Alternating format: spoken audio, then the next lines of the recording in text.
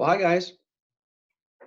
I have some coffee here. It's Dr. Bruce. I'm going to talk to you guys today about Soren Kierkegaard. We'll get there in a couple minutes, but I had quite a change in our lives over the past couple of weeks. I hope you're all doing well, and I'm going to be posting. Just so you're aware, I'm going to be posting a number of these Zoom lectures on various topics, and I'll also be providing some links that you can go and watch either before or even during the Zoom lectures. So I'll get to that in a few more minutes, but I hope you're doing well. I miss being around you guys in a classroom. This isn't bad. It'll be a good experience, at least for the most part, I think, but we'll just have a little bit of adjustment, I'm sure. So yeah, let's jump right into it. One of the things that I'd like you to do is kind of maybe refresh your memories a little bit about Kierkegaard and who he was and what he said, and then I'm going to provide some commentary on a few of the pop culture things that I've already posted. So something for you to be aware of as you're watching this.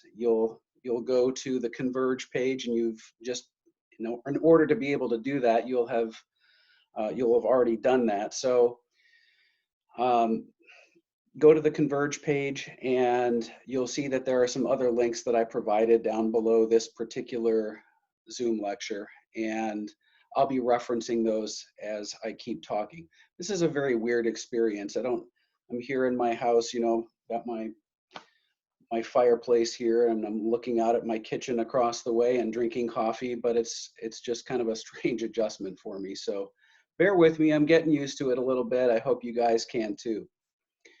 Yeah, let's do this. Let me start with some reminders regarding Kierkegaard, and particularly his notion of the leap of faith. So, as you see on the screen here, the PowerPoint, that Kierkegaard was a 19th century Danish philosopher. He's often referred to as the father of existentialism.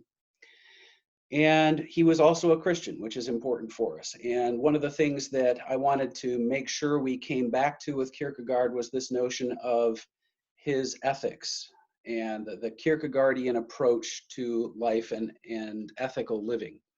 So again, you'll have to forgive me. I've got to be able to see my notes a little bit here. Kierkegaard believed that the leap of faith was necessary because reason in his mind could not be successful in finding the true meaning of life in the universe. This is one of the things that he came back to again and again. Rationality for Kierkegaard only went so far. So in his mindset, you could not prove or disprove God and meaning in life, because such things are, in a sense, kind of contradictory to the rational mind. They are, in certain respects, beyond proof, is something that Kierkegaard would have argued, and can really be understood only by a commitment to faith. However, whereas the secular existentialists that we'll be dealing with next Monday, I believe, guys like Nietzsche and Heidegger and Sartre, and you certainly are familiar with Camus by now, all those guys claimed that there was either less or, in fact, no underlying meaning in life. Kierkegaard, of course, as a believer, as a Christian, obviously thought that there was underlying meaning, though he did continue to question our human ability to find that meaning through rationality. So what does Kierkegaard say? We talked about this back in, I believe, February. So it's been a little while. Just a quick refresher. Kierkegaard believed that humanity had the three stages of existence: the aesthetic, the ethical, and the religious. By the way, so I'm going to pause for a second and let you know I did post a couple of things on the Converge page I want you to be aware of. So if you need to, if you need to pause the the Zoom lecture for a moment, that's fine. You can always go and check these links out. One of the first things I posted was a piece on a website called Existential Comics, and they're very clever. Occasionally, they're a little bit crass. There sometimes is some profanity in their comics, but in this case, that's very, very limited. And the first thing I posted from the Existential Comics folks was a piece on the Night of Faith. And in this case, the Existential Comics guys are using The Dark Knight, Batman, in connection to Kierkegaard's Night of Faith. And it actually makes an awful lot of sense. It's very cleverly done. So I would suggest that you go and look at that when you have a chance. I think it'll be something you'll be able to connect to, and it will also probably give you a good chuckle. So that's something I want you to be aware of. Okay, quickly, back to the stages, the 3 stages for Kierkegaard. The aesthetic stage, if you recall, we talked about this. The aesthetic stage consists of a person in a very real sense in bondage to his or her passions. He or she is in this early stage, the first stage of their existence. They're very egocentric, living for their own gratification and their own pleasures. These individuals in the aesthetic stage seek basically the fulfillment of their senses as really the only means of significance. But eventually, of course, according to Kierkegaard's model here, they realize that they can never get enough this way, and that they're ultimately driven, as Kierkegaard argues, they are driven to angst, they are driven to despair. At this point, he wrote, he believed that the human being takes a leap to the next phase, the ethical phase. And in that particular phase, the person, according to Kierkegaard, would seek discipline and some element of order as a means of personal salvation. So the man or the woman would then commit themselves to kind of legality, in a sense, a lot of rules, obeying duty, because they think that by order and moral obligation, they ultimately are able to attain the meaning that they're looking for. But of course, we know that that's not possible, nor did Kierkegaard believe that. So he said that the stress of basically the impossibility again leads to despair and to yet another leap. And that final leap is the famous one, the leap into the religious stage, or the stage of faith. And when a person, according to Kierkegaard, makes the final religious leap, it's because they finally realize that full maturity and dependence upon their creator is found through absolute devotion. So interestingly, and I suppose somewhat controversially here, the purity of heart to will one thing, as Kierkegaard actually framed it, is marked by the suspension of the ethical by behavior that might normally be condemned by society, or even the conscience, as maybe not fully immoral, but at least it would have there would be some question marks attached to it. But only according to Kierkegaard, by ignoring the mind, can a person achieve the salvation that he or she actually seeks. So those are the 3 stages. That should have been at least a bit of a repeat for you, but I think it's an important one nonetheless. So here's what I want you to be aware of. I have a couple of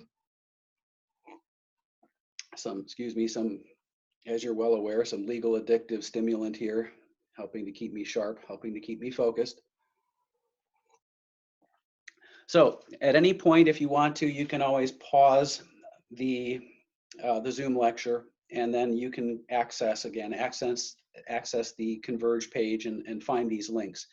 So for the links for the class session scheduled for 4/1, which is tomorrow, Wednesday, or yeah, that's right, Wednesday is tomorrow. Boy, losing track of time here. It's always fun to kind of reorient when you've been stuck at home and not going out and about very much.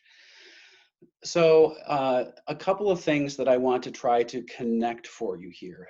There are, in addition to the existential comic piece with the night of faith, actually, as Kierkegaard put it, in the dark comic, or the existential comic, I should say, it's the connection would be to the Dark Knight, right? The Dark Knight being Batman, the Dark Knight of faith. And I think it's a very clever connection for us. So I want to just make a couple of points about how we can connect to Kierkegaard's ideas through a lot of different components of pop culture that surround us. So let's start with the Dark Knight. For many of you who did a movie review, we have a group that individually they're going to be posting some things, and they'll be dealing with Kierkegaard through, I believe the film they did was City Slickers. So I'll be posting those tomorrow, probably once I receive all of the posts from the students that were in that group. And it's a really interesting piece, so I'm anxious to see what they have to say about it. But let's dive into The Dark Knight, which was another film that was allowed for this particular category under Kierkegaard's existential ethics. So let me dig into this for just a minute. The Dark Knight speaks to a number of different themes. It speaks to terrorism and fear generally, as Bruce Wayne, of course, played by Christian Bale in the Christopher Nolan series, as Bruce Wayne faces off against not only his physical human enemies like Joker and Two-Face, but he also is facing off against a very real sense of Kierkegaardian dread, even more than that, loss and isolation. So Bruce Wayne is, in a number of ways, I think, actually sort of an interesting stand-in for Job. As a wealthy man that is forced to watch all that he knows and all that he loves kind of crumble around him. And ultimately, both Bruce Wayne and Job receive everything they had back, actually twofold, both materially and also spiritually. Although I would just say in passing that I'm going to guess that Job's tormentors may have in fact been a bit more frightening and serious than Bane and the Joker and some of the other characters from the comic book world. Not only, though, is Batman a stand-in for Job and a Kierkegaardian knight of faith, his faith in in the goodwill of the people of Gotham City, that's part of that. But the film also features a very interesting Kierkegaardian repetition that I want to point out to you. So when you go, by the way, to the links, you'll see that there are a couple of different links to the Batman film. So the first one is to the Batman Begins film, and the link that I posted will take you to a scene where the young Bruce Wayne is being trained by a man who he finds out ultimately is Ra's al Ghul, who's ultimately villainous. But at this stage of the film, Ra's al Ghul is training young Bruce Wayne, and he's talking to him about his parents' loss and the fact that his father, failed to take command and step in and take action as he ought to have done, and that's one of the reasons that he died. And that sequence I want you to watch with this whole notion of existential ethics in a broad sense. Certainly they would be applied even in the secular realm with guys like Sartre and Camus, but that sequence is really interesting because it's a reminder of this turn toward action, and that the ethical existentialist is not going to rest on their laurels and be unprepared, but they will live this life of devotion and preparation and willingness to take action. And I think it's a very interesting scene in that sense. But there's another scene that I posted, and this deals with Two-Face and James Gordon at the end of The Dark Knight. And I think the Kierkegaardian attachment here is very fascinating as well. And we can also bring in Bruce Wayne on this. So there's this Kierkegaardian repetition in that sequence in the film. When Two-Face is confronting Commissioner Gordon to reassure Gordon's child, Batman is there during this confrontation. It's the three of them. It's Two-Face, Gordon, and Batman, Bruce Wayne, of course.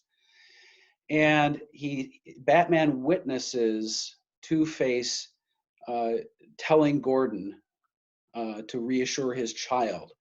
And that witness is really interesting because it's actually a repetition of Batman, of Bruce Wayne, and his father's death. But this time, of course, in the film, Batman is able to step in and save Gordon's son. The sort of act that, of course, Kierkegaard believes brings hope to the world. It's a restorative hope, and that kind of sacrificial action. And that's at the heart of Kierkegaard's ethics.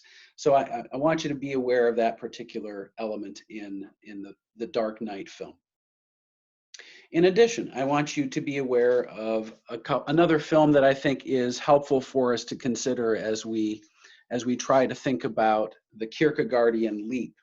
And the film I want to use here is actually another Christopher Nolan film, but I think it's really helpful with Kierkegaard. It actually speaks to the fact that Nolan, who's almost always dipping into the existential philosophy, he sometimes absorbs a little postmodernism as well and puts it in his films. And there's, in Interstellar, for instance, there is a thoroughly secular humanist component in that film. But I think the philosophy that I see most with Christopher Nolan films is definitely existentialism. And he definitely is bringing that to the forefront through the film Inception. And there are some very clear-cut Kierkegaardian components to it. So here's what I want you to be aware of. So in the film, if you're not aware, it's a film about levels of dreaming, levels of reality, and the protagonist, the key character in the film, is played by Leonardo DiCaprio, and he plays this dream builder named Cobb. And throughout the course of the film, we learn that Cobb's wife is dead. Her name was Mal, which, by the way, is purposeful. Mal meaning bad. But the film is bringing this Kierkegaardian component to the forefront very effectively. And there's a sequence that I posted for you guys. Actually, there are two scenes that I posted from Inception. The first one is when we discover that Cobb is being asked by a Japanese businessman named Saito to essentially believe that Saito can allow Cobb to go back home to the United States and get his criminal record expunged.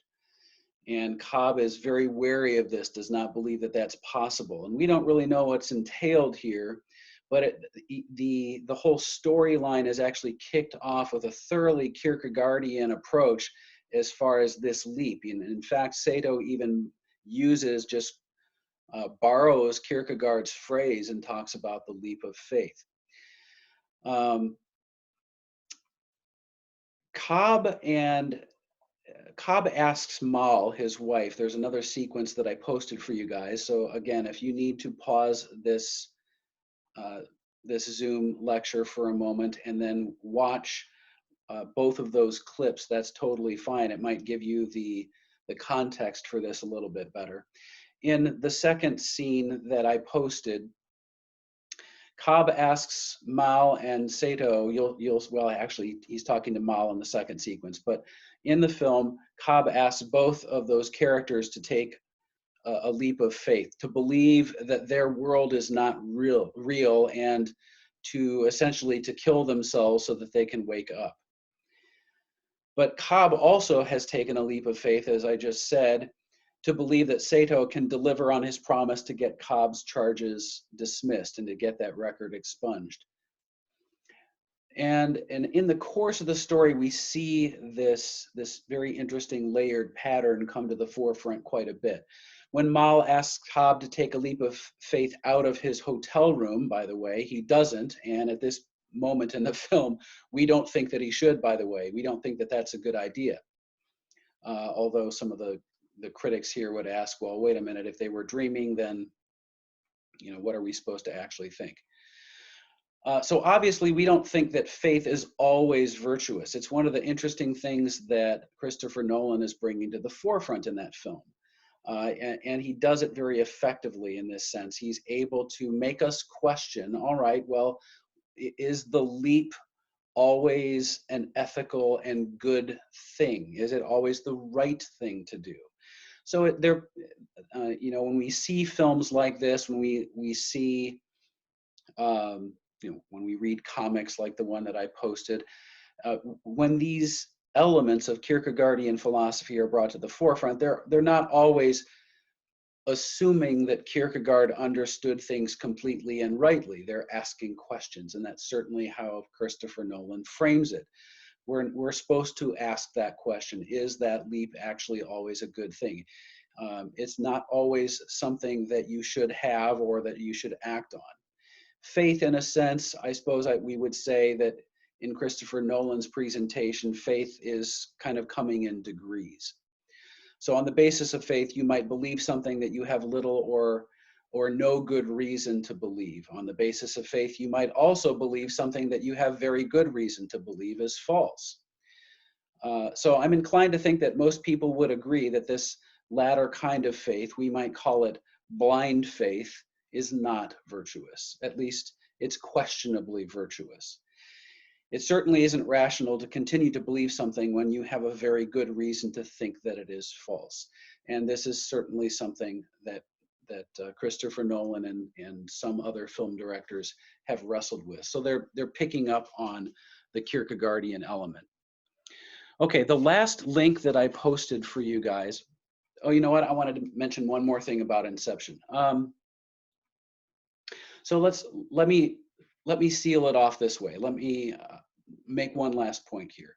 When people say that faith is a virtue, they really don't think that it's the belief without evidence part that is virtuous. They just think that believing the right thing is virtuous, which is actually connecting to what Kierkegaard himself was saying in pieces like Either Or and Practice of Christianity and some of his other writings. And to a sense, you know, if I'm trying to work through this, there's a degree to this that I would affirm. So if we're talking about believing in the right thing for the right reasons, I would agree.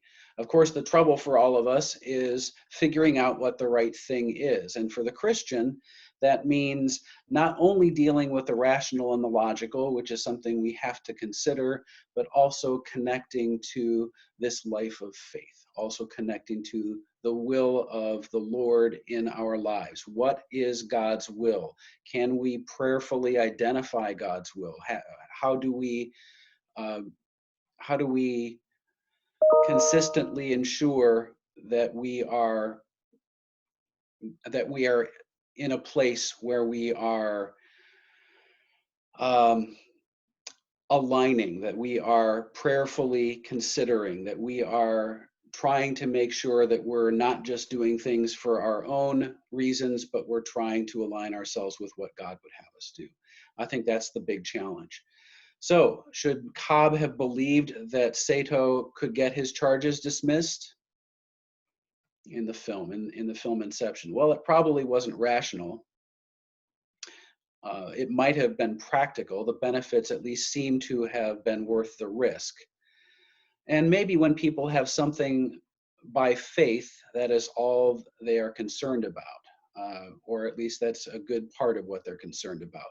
Not about necessarily being rational, but about reaping the rewards of belief, which is a little bit narcissistic, but that's how human beings tend to function at times.